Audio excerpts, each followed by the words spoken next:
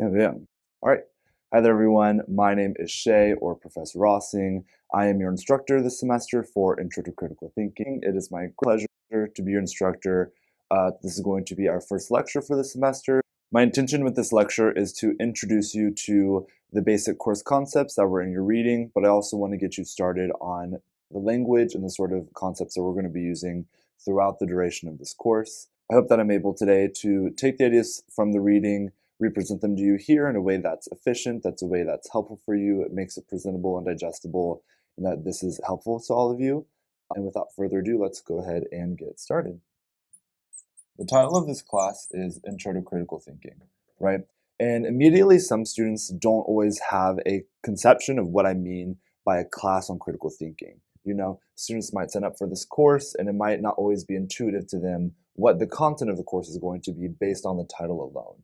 So I think I want to start today by just sort of addressing what's going on with this idea of critical thinking, right? And that's not to say like that a student is unable to think critically or that they struggle to, but what I mean in pointing this out is something like a lot of students, when they sign up even for this class, are unaware what they're signing up for or what the content of the course is going to be. The author of our textbook introduces the ideas of critical thinking by talking about the topic, which is the subject of this lecture, which is arguments, okay? Right, so this idea argument has a lot of connotations with it, and I sort of want to clarify what we mean when we say argument, right? Argument can sometimes mean colloquially something like a interpersonal conflict, but that is not the intention of this word for our purposes, okay? If I, or usually in the academic context, someone is referring to an argument, they don't mean something like you had an argument with your mom, right? That brings forth ideas of conflict and disagreement and maybe very unprofessional, informal ways of disagreeing. An argument can almost be thought of like an opinion, right? So I might argue in philosophy for the existence of God. I might argue in philosophy that we have certain moral obligations, right? But arguments are not sort of thought of as super conflicting. They're not supposed to be aggressive. Arguments really are supposed to speak for themselves, and they're intellectual things that you can address and sort of wrestle. The thing that the author talks about in our textbook is reasoning, and we will turn towards thinking about our reasoning more towards at the end of the course. It's worth mentioning here briefly, real quick.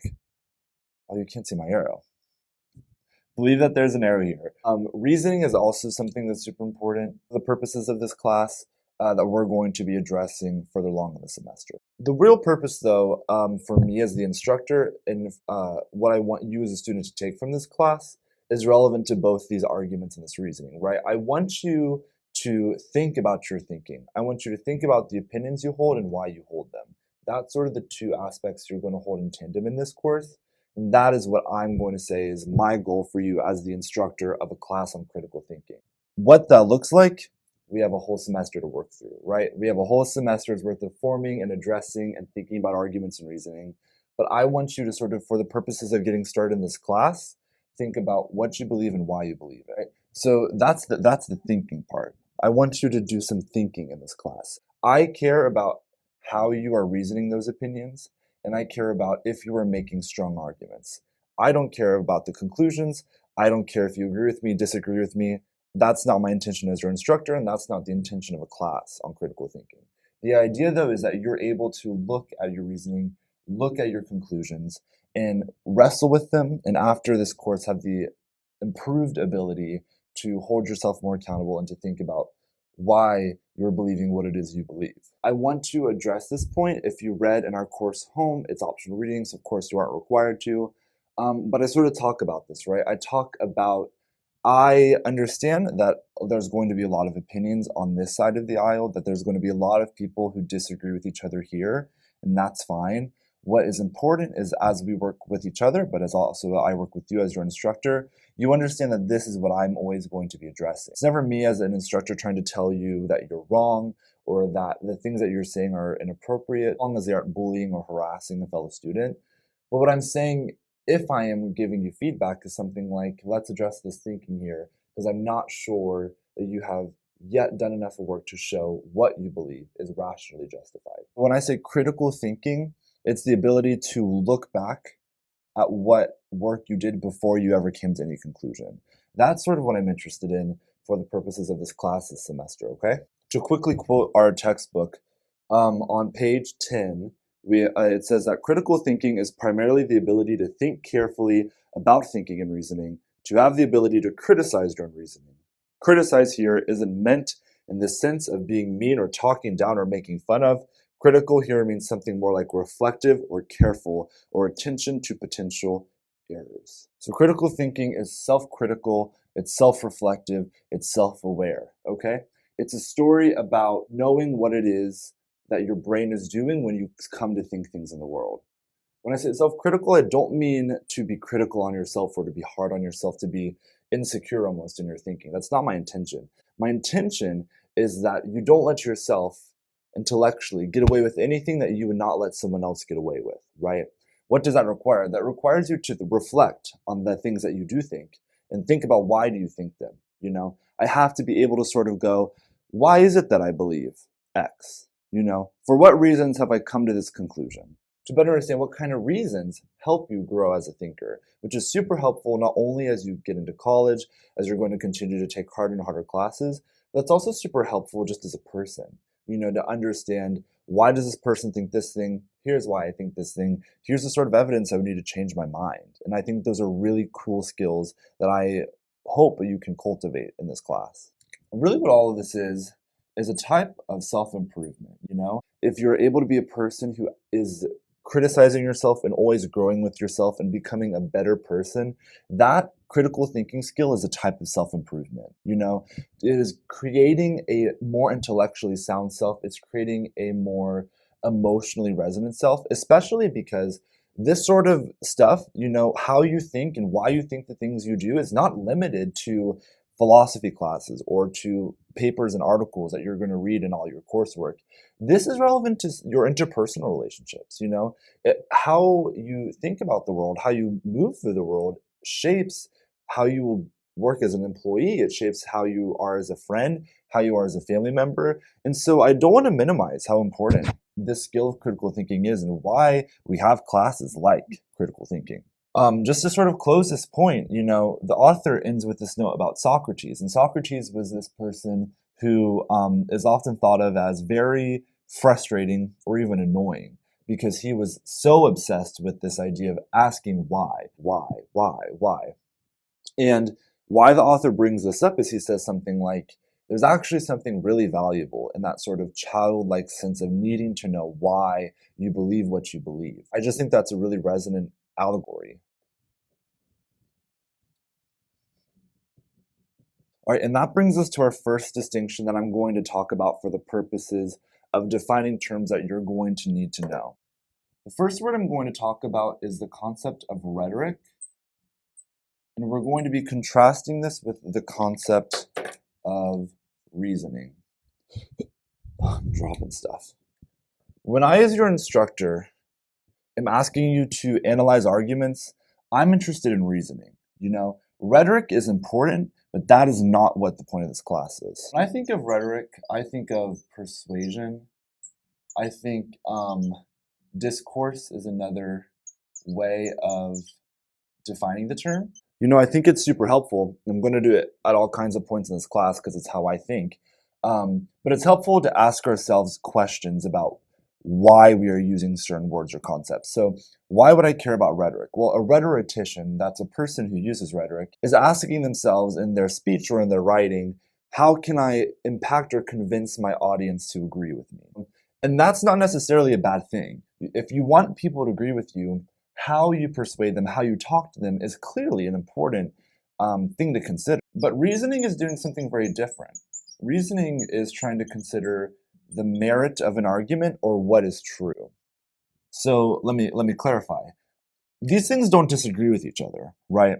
But it's perfectly a possibility that someone is absolutely correct, that they know something to be true, but they are bad at explaining to you why, or that they are the wrong person to convince you of your argument. But of course, the opposite can be true, right? I'm sure you've all met or interacted or at least seen people who can tell you things and wrap it up in nice language to make you believe it, but the reason, the facts, the truth, the merit is not there. While people might believe them and say that it feels like there's a good reason to believe them. There isn't reasoning underlying sort of the conclusions they're presenting to you. So why am I pointing this out? I forgot a question mark. Why am I pointing this out? Because I don't want you to sort of assume that because something sounds good, it is good, right? These are distinct things, and ideally, you would use good rhetoric for your good ideas, your good reasoning. That's sort of the goal, of course. But just because something sounds appealing does not mean it is true. And just because someone doesn't sound appealing does not mean that they don't have a good argument underlying what they're saying. So those are the first two things I want you to just sort of know as distinct things. The next thing I'm going to talk about has two different words, and you can use whatever word is most helpful for you. They're called propositions or claims. I, the author of this book, and in your readings, if you're reading externally outside of this textbook, they all use these words interchangeably. These mean the same thing. The definition of this word, though, is any sort of falsifiable statement, okay? Being able to also identify these is going to be really important in this course. So I should emphasize what this sort of definition means. Not every single sentence is a proposition or a claim, okay? The real reason why that is this word falsifiable here. What does it mean for something to be falsifiable? The author tells us. That means it can be true or it can be false, okay? If I were to say you can't see that. I am still learning how to do these. Another way to think about this, though, that's more helpful, in my opinion, is I can prove it is true or false. Literally, falsifiable means able to be false. So a good example of this, let's say that I'm at City Council.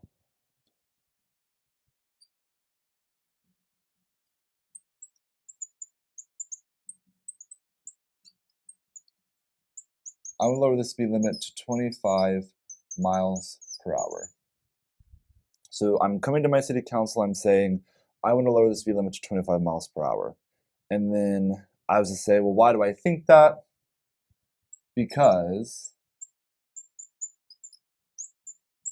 it would lower accidents. That it would lower accidents. That is something you can prove is true or false. This is a claim. Does that make sense? This right here, I can prove true or false. It is either true that lowering the speed limit to 25 miles per hour would cause lower accidents, or it is false. I am proposing that it would lower accidents. And if me and you were arguing about this, we were at city council and you did not want to lower the speed limit to 25 miles per hour, something you could say, one of the things you could say is, no, that would not lower speed accidents. And here's why. You demonstrate some sort of evidence telling me why I'm wrong. So far, I've taught you what rhetoric is. I've told you how it differs from reasoning, how we're going to focus on reasoning. I've also introduced you to claims and propositions. I'm going to sort of tell you now about a concept called premises. I've already told you that there are claims and that these are also sometimes called propositions. Out of this category, so out of all of the sentences that can be true or false, there exists a type of claims and propositions. Those are premises, okay? So remember that a premise, which is the singular form of premises, a premise is a type of claim or proposition. So it still has to be a statement that is true or false. What makes a premises different, though, to bring us back to the beginning of our discussion today, arguments. So what is a premise? A premise is a type of claim or proposition, okay? What is a claim or proposition? Something that can be true or false. So it's something that can be true or false. A premise is a type of claim that gives credence to an argument. Put an S there. Gives credence to an argument. What does credence mean? It means something like it gives belief to, is literally what that word would mean. But it gives a good reason to believe the argument. If I have a premise, why I give you this premise is because for some reason I think this claim helps my argument. Does that make sense? So remember, a premise is a type of claim or proposition, which means it is a statement that must be true or false. Not every sentence can be a claim or proposition, okay? So if a sentence can't be a claim, it can't be a proposition, then it can't ever be a premise. But once I have this sort of statement, in my example earlier, that lowering the speed limit will cause less accidents. Once I have that claim, I can either say, does this help or hurt my argument? If it helps, then it gives credence to my argument. I would want premises that help my argument. So if my argument is we should lower the speed limit, and I have the world of statements that could be true or false, and I have this one that's true, if it is true, because I have not looked this up, but let's say it is true that lowering the speed limit will lower the amount of accidents, I can say it is a premise because it is one of these claims or propositions that gives credence to my argument. Does that make sense? I know that that is oddly complex, but I hope it's intuitive enough for you. What these are trying to do is, here's the thing you believe. This is your conclusion. This is sort of, I believe speed limits should be lower. These premises are trying to say, here's why. To come back to that distinction I made earlier, the premises are the reasoning going on. The argument are the things you believe. Here is like a really simple argument that I think will help us for the demonstrations of presenting these ideas to you. Here's what we would call an argument. I've put it in what's called standard form, which is abbreviated premise to the letter P. P equals premise. C equals conclusion. That is really all you need to know in order to read this. It's called standard form. You see the letter P here, that's me identifying a premise. Conclusion is my conclusion of my argument. Premise 1, a lower speed limit will cause fewer accidents. If I was really, arguing for this, I would say a lower speed limit will cause fewer accidents. Here's a research study that demonstrates that, blah, blah, blah, blah, blah. You wouldn't just say that. Or maybe if you were having a conversation with someone, you would just say that and see if they disagree with you about that. Because it might be given, it might not be. Depending on whatever it is that you're arguing about, they might already grant to you that that first premise, whatever it is true. The second one here is a value one, so it is different, but it is true or false, right? Fewer accidents are better is either true or it is false. It is either better that there are fewer accidents or it is worse that there are better accidents. Because I've included that better thing, I can say I have an obligation or I should do something. So we should lower the speed limit. These are premises. This conclusion did not stand alone, that we should lower the speed limit, until I'd already proved the facts, so to say, of my argument. Notice also, sometimes people will tell you one or the other. Not every time someone gives you a premise will they articulate their conclusion, and not every time someone gives you their conclusion will they tell you the reason they believe that. You could say, what is a fact? The United States spends more money on military than education. That's either true or false, right? So that's a premise. That would go somewhere up here. Is there true or is it false that we spend more on the US military than we do on education? Cool. Why do I care? That's the conclusion. The why do I care about the US spending the money the way they do is my argument. So someone might tell me, oh, well, did you know the United States spends more money on the military than they do on education? Cool. Why do I care? Because whatever this person wants you to believe. Notice they may not tell you that. Usually you could understand, oh, I know why you're telling me this. But it's a different, distinct thing. The opposite is true. I could say Ohio State has the best football team, go Bucks, And that is a conclusion. But you could say, why do you believe that? And then I would have to build up some premises. If I were to tell you Ohio State has the best football team and you disagree with me, it wouldn't be helpful to just say no. If you just said they don't, I would laugh. But if you disagree with me for real, you would want to say, well, have you considered X, Y, Z? And those things that you would bring to my attention would be new premises, that that are true or false, that agree with whatever your argument is that counters mine. You think the team up north is a better football team, and so you try telling me, they've won the championship more times than Ohio State has. You just named a premise that gave credence to your argument that disagreed with mine. You and I might say, well, they won my senior year. And so suddenly I have a new premise that leads credence to my argument.